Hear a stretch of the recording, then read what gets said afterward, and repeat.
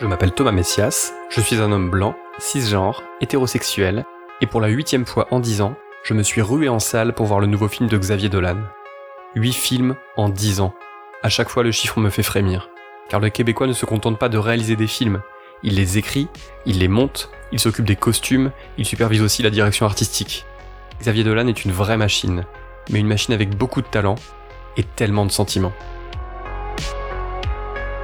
Vous écoutez Mansplaining épisode 23, Xavier Dolan, apprendre aux hommes à se remettre enfin en question. Un podcast Slate.fr. J'aime vraiment beaucoup les films de Xavier Dolan. Moi qui suis adepte des classements en tout genre, on n'est pas fan de High Fidelity sans raison, j'aurais énormément de mal à les trier du meilleur au moins bon. Ma médaille d'or revient sans doute à Tom à la ferme. Les Amours imaginaires ferment très probablement la marche, mais c'est l'un des rares cinéastes actuels dont je trouve toutes les œuvres hyper stimulantes, y compris dans leurs défauts et leurs excès. Cela n'aura échappé à personne, mais Xavier Dolan est un type ambitieux. D'ailleurs, cette ambition lui a souvent été reprochée. En fait, ce qui ne passe pas, ce sont les réactions d'orgueil dont il a pu faire preuve ça et là, lorsque selon lui, son travail n'a pas été considéré à sa juste valeur. Tout est assez bien résumé dans un article publié en 2015 par le site du magazine Grazia, qui s'intitule « Xavier Dolan est encore en colère et ça commence à devenir lassant ». Entre autres choses, l'auteur de l'article y rappelle que Dolan était frustré que son film Mommy ne soit pas nommé à l'Oscar du meilleur film étranger en 2015, ou que son autre film Lawrence Anyways soit certes sélectionné au Festival de Cannes, mais dans la compétition dite secondaire. Parmi les mots employés par le journaliste, on trouve, je cite, « pédanterie, hargneux, prétentieux, caprice, susceptible, tempétueux », et on le qualifie également de cerbère égocentrique, oui, qui a, je cite toujours, la grosse tête. Je ne sais pas si c'est parce qu'il est jeune, parce qu'il est gay, ou parce qu'il ne mâche pas ses mots, mais il me semble que les reproches faits à Xavier Dolan sont les mêmes que ceux que reçoivent régulièrement les femmes qui font preuve d'ambition. Qu'importe la quantité de travail, qu'importe la qualité de celui-ci, tout ce qu'on semble leur demander, c'est de faire profil bas au nom de ce qu'on appelle la modestie.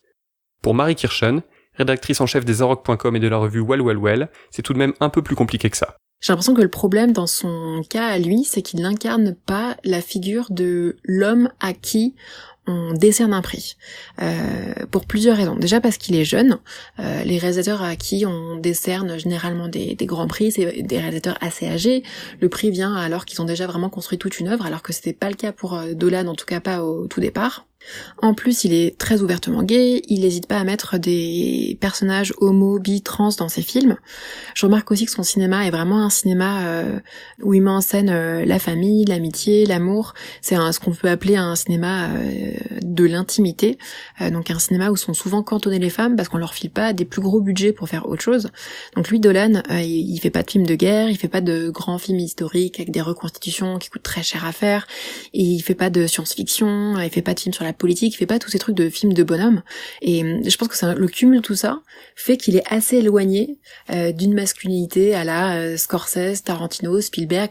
On pourrait prendre des réalisateurs moins connus, ça marcherait quand même, parce que c'est vrai que souvent ils sont plus âgés, plus hétéros, et souvent on les juge pas finalement si prétentieux quand ils s'énervent, ou si pédants, et je pense que c'est pour ça que les commentaires de Xavier Dolan agacent, c'est parce qu'en fait ils sont vus comme illégitimes, et pour moi il y a vraiment ce truc chez Xavier Dolan qui incarne une masculinité différente, dans une nouvelle manière d'être un réalisateur.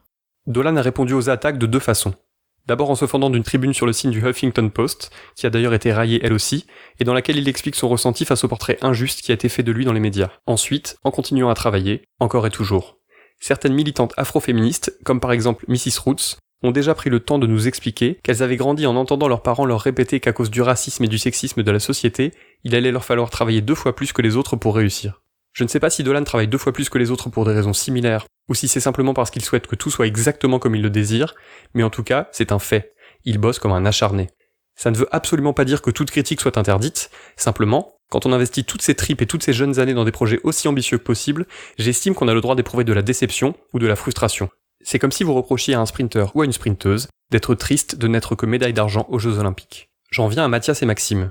Dans ce 8e film, Dolan met en scène une bande de copains pas loin d'être trentenaires, et se focalise en particulier sur 2 d'entre eux, les Mathias et Maxime du titre. En tout début de film, ils se retrouvent amenés à questionner la nature de leur relation, après avoir tourné un court-métrage dans lequel on leur a demandé de s'embrasser. Est-ce que vous êtes déjà embrassés avant? Eh boy, j'ai jamais fait de la vaisselle, là, ce que? Parce que c'est ça, la scène que vous allez jouer dans le court-métrage d'Erika. Le gars qui se french. Dans le premier épisode de cette saison, je vous parlais des personnages d'hétéros qui font semblant d'être gays dans les films. Parmi les constantes de ce genre de films souvent lugubres et homophobes, il y a le baiser entre hommes, qui sert généralement de ressort comique, en jouant sur l'homophobie plus ou moins intériorisée du public. Là, ce baiser de cinéma sert de déclencheur, et il est traité de façon bien différente. D'ailleurs, on ne le verra même pas à l'écran. Ce sera le seul et unique spoiler de cet épisode de Mansplaining, promis, juré. Dolan pratique l'ellipse. C'est brillant parce que notre imagination travaille à plein régime. On imagine un moment contrasté, où la gêne d'être filmé en train de s'embrasser entre potes finit par laisser la place à un désir difficile à avouer, surtout devant la caméra de la petite sœur d'un ami. Ce baiser, on ne le voit pas, mais il coupe le souffle, parce qu'il ouvre le champ des possibles et fait valser toutes les étiquettes. Les étiquettes, parlons-en. Dans Mathias et Maxime, il n'y en a pas. Non pas que ce soit un film incroyablement queer, ni même un plaidoyer pour un monde moins binaire. Sauf erreur de ma part, on n'y entend jamais des mots comme gay, hétéro ou bisexuel. Seule la petite sœur réalisatrice, on reparlera d'elle un peu plus tard, se fond d'un discours assez indigeste sur le genre et sur les étiquettes que la société nous appose ou nous force à nous apposer.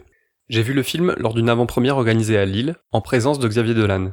Le réalisateur et acteur de Mathias et Maxime ne s'est exprimé qu'avant la projection, pratique toujours un peu frustrante, puisqu'on sait bien que dans le but d'éviter de divulguer les points clés de l'intrigue, les artistes qui s'expriment ont tendance à se contenter de propos génériques, donc un peu flous.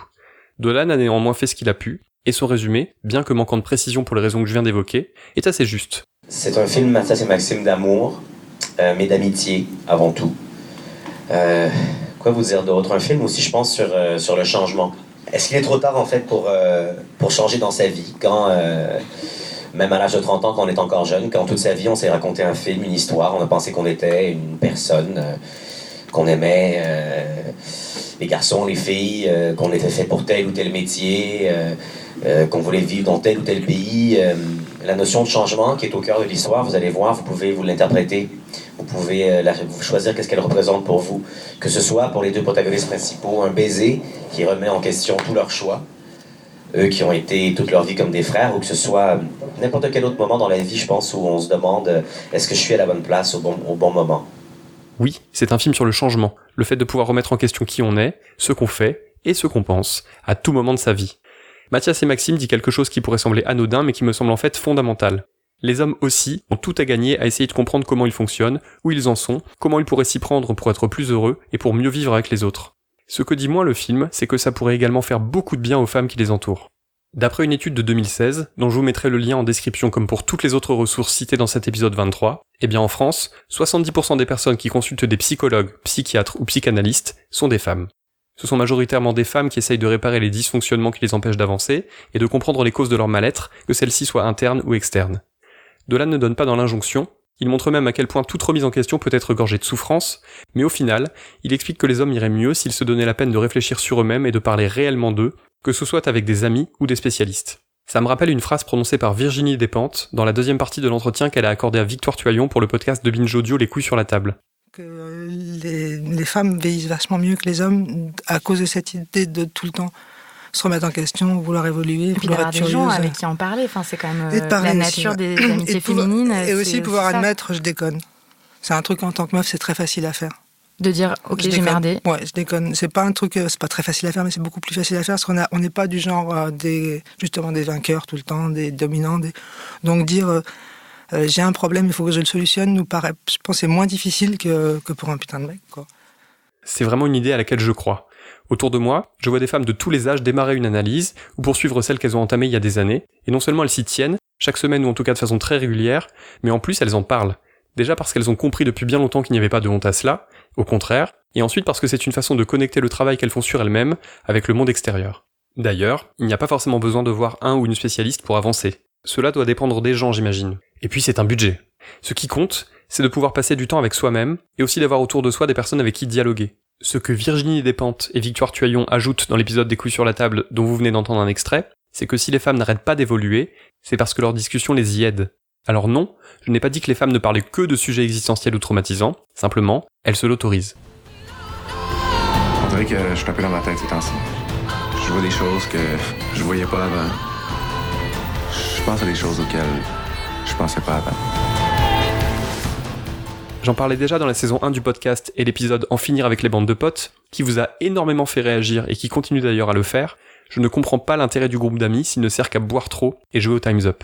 Je ne rejette pas la notion de divertissement, mais simplement, j'ai du mal à la comprendre quand elle n'est pas accompagnée d'autre chose, d'un truc un peu plus épais à se mettre sous la dent.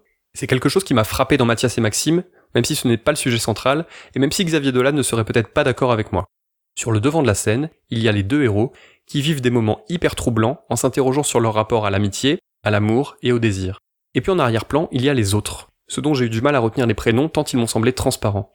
Des joyeux lurons qui mettent l'ambiance, organisent des fêtes, vous apportent un peu de chaleur quand vous avez le cafard, et c'est certes déjà pas mal, mais c'est tout. J'ai l'impression que Mathias et Maxime se servent de cette bande d'amis garçons comme d'une forêt dans laquelle se camoufler pour éviter de penser à autre chose, à ce qui compte vraiment, au virage que pourrait bien prendre leur existence. En toute sincérité, je ne vois pas ce que ça leur apporte, tout comme je ne comprends pas la non-mixité de ce groupe. J'en parlais juste avant à travers les propos de Virginie Despentes, on voit tout à fait l'intérêt qu'il y a pour les femmes à se réunir entre elles, sans présence masculine pour parasiter le groupe. Elles peuvent y parler de ce qu'elles ressentent, des difficultés qu'elles rencontrent, des événements déplaisants qu'elles ont subis, etc., etc. Et ça ne les empêche pas de raconter aussi plein de conneries, de passer de bons moments. Dans la majorité des groupes d'hommes, il semble que ça ne se passe pas tout à fait comme ça. Dans Mathias et Maxime, à part un peu de bonne humeur, et encore une fois ça n'est pas négligeable, je ne vois pas ce qu'apporte le reste du groupe. Je suis pas capable de croire que tout ce qu'on a bâti depuis qu'on est enfant, nous deux, notre gang, notre cercle, que ça va tout prendre le bord du jour au lendemain, pour une niaiserie, pour rien. En 8 films, c'est la première fois que Xavier Dolan filme une dynamique de groupe.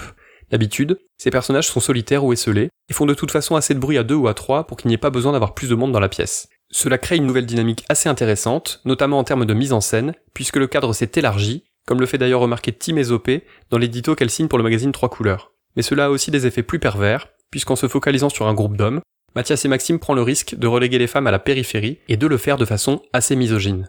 Je vais être très franc, je ne m'en étais pas rendu compte au moment du visionnage, et c'est une certaine Lucille Bélan, journaliste et podcasteuse pour Slate, qui m'a ouvert les yeux. Dans Mathias et Maxime, les personnages féminins sont soit insupportables, soit considérés avec mépris. C'est vrai pour la réalisatrice du court-métrage, qu'on adore détester avec ses tics de langage et son franglais horripilant. C'est vrai pour la mère de Maxime, alcoolique et violente avec lui. Quant aux autres personnages féminins, comme l'amie stripteaseuse ou la petite amie de Mathias, ils ne sont pas mieux traités. Je n'arrive pas tout à fait à savoir si c'est l'écriture de Dolan qui fait preuve de misogynie, ou s'il nous propose au contraire d'observer la façon dont tous ces jeunes hommes considèrent les femmes qui les entourent. Si on me demandait de choisir, j'opterais tout de même pour la première hypothèse. Dolan est quelqu'un d'intelligent et de précis. S'il avait voulu observer les femmes à travers le prisme de ce groupe d'amis, je pense qu'il aurait tout à fait su se débrouiller pour que ses intentions soient claires. La question reste ouverte, et d'ailleurs, je vous encourage à aller voir le film, pas parfait mais néanmoins hautement recommandable, puis à me donner votre point de vue sur la façon dont le réalisateur traite les hommes et les femmes. Tu sais, Matt, on se pose tous des questions un jour ou l'autre, hein? C'est ça la beauté de la jeunesse. Avoir 30 ans. Avoir encore le temps. Voilà, c'était l'épisode 23 de Mansplaining, un podcast proposé par Slate.fr. Merci à Marie Kirchen pour son intervention. Si vous avez aimé ce podcast, n'hésitez pas à le dire en nous courant d'étoiles partout où vous le pouvez, 5 de préférence, et en en parlant le plus possible autour de vous. Toutes vos remarques et vos questions sont les bienvenues à l'adresse suivante, mansplaining@slate.fr. Vous pouvez aussi me contacter via Twitter, mes messages privés sont toujours ouverts. Toutes les références aux articles, œuvres, vidéos citées se trouvent dans la description de ce podcast. On se retrouve dans 2 semaines avec un épisode pas comme les autres, la captation du live que je vais enregistrer à la Gaîté Lyrique, un lieu parisien exceptionnel où se déroule le Paris Podcast Festival du 18 au 20 octobre. Concernant Mansplaining, ça se passera le dimanche 20 de 18h à 18h45, et je parlerai culture et masculinité avec 4 invités. Les journalistes Anaïs Bordage et Marie Telling, qui viennent notamment de lancer le podcast Peak TV pour Slate, la journaliste et critique Marie Sauvion, que vous pouvez désormais lire dans Télérama, et l'humoriste Laurence Yama, qui joue actuellement le spectacle Bonhomme. L'entrée est libre dans la limite des places disponibles, mais si vous ne pouvez pas venir, pas d'inquiétude, vous pourrez donc entendre cet épisode spécial sur votre plateforme de podcast habituelle. À dans 15 jours.